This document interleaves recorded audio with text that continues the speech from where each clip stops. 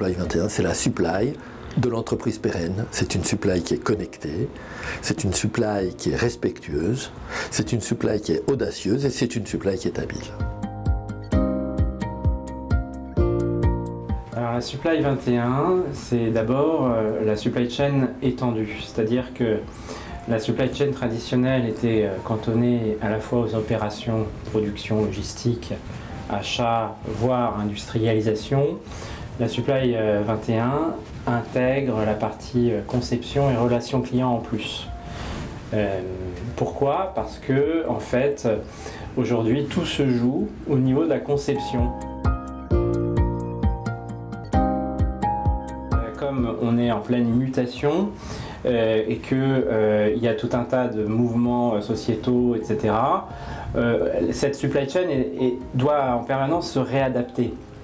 Et pour se réadapter, elle doit innover. Et pour innover, elle doit collaborer. Et pour collaborer, il faut qu'il y ait de la confiance au sein de cette supply chain et donc elle doit s'appuyer sur une organisation libérée. Et tout ça, c'est un écosystème, une supply chain étendue qui innove, qui est responsable et qui collabore et qui est en mouvement permanent. Donc l'observatoire vise d'abord à alimenter un référentiel. Le référentiel, c'est une matrice qui est structurée en 3 domaines, donc innovation, responsabilité et collaboration, planète, people, profit. Et l'idée, c'est de voir quel est le niveau de maturité de la supply chain, des supply chains dans différents secteurs, et de voir quelle pourrait être la cible et quel pourrait être le chemin pour atteindre cette cible.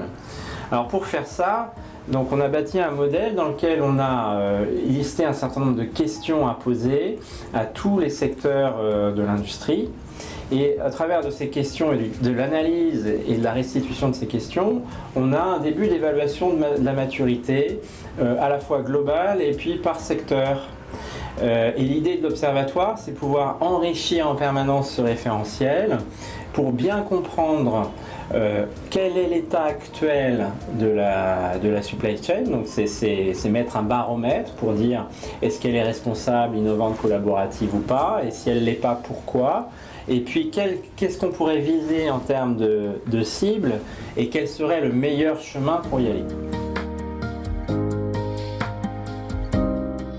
Donc là, on a établi un référentiel, on a fait un premier observatoire, on a évalué un certain nombre de pratiques sur un panel de 400 personnes, 400 entreprises.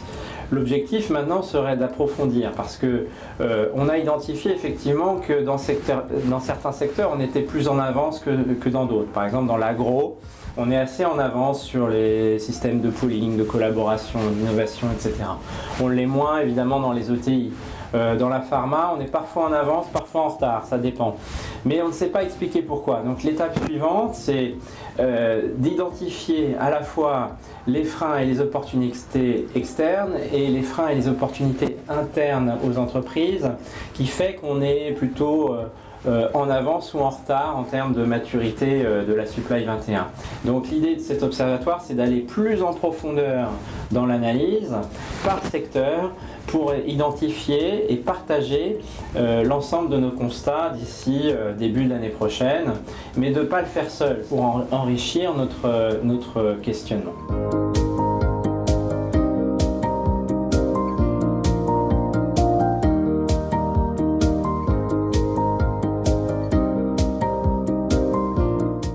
Est une organisation qui développe des projets agroforestiers au sein des filières d'entreprises pour les aider à réduire leur empreinte environnementale et en même temps sécuriser leurs approvisionnements en régénérant les écosystèmes dont elles dépendent pour vivre. Lean Setting, cela consiste à développer des projets climatiques de compensation carbone et au-delà des projets à impact socio-environnemental à l'intérieur de la chaîne de valeur des entreprises, par exemple chez leurs fournisseurs, en aidant les producteurs de cacao, de café, de plantes médicinales ou les éleveurs donc à régénérer l'écosystème où ils sont situés et ainsi à réduire l'empreinte de l'entreprise tout en participant à la régénération de l'écosystème des filières de l'entreprise et donc à sécuriser le business model des entreprises à long terme. L'idée, c'est de montrer que l'engagement pour le climat est bénéfique pour l'entreprise et qu'il est par ailleurs transformatif des filières et des modes de production et de commercialisation des entreprises. Le climat est en fait une opportunité pour les entreprises de redéfinir leur modèle économique, leur création de valeur et de partager la valeur avec leurs parties prenantes pour créer un écosystème beaucoup plus résilient. Nous avons participé avec Pure Projet à la création de la plateforme internationale pour l'Insetting. Elle regroupe un grand nombre d'entreprises comme Accor, L'Oréal, Chanel, Nespresso, Clarins, pour défendre la notion d'insetting, c'est-à-dire cette idée de compensation carbone et de compensation socio-environnementale intégrée à l'intérieur des entreprises. C'est une association, la plateforme pour l'insetting. Donc elle réunit 16 entreprises et de multiples opérateurs, des associations comme le WWF France, des certificateurs comme EcoCert et des fonds d'impact finance et d'autres opérateurs engagés pour l'insetting.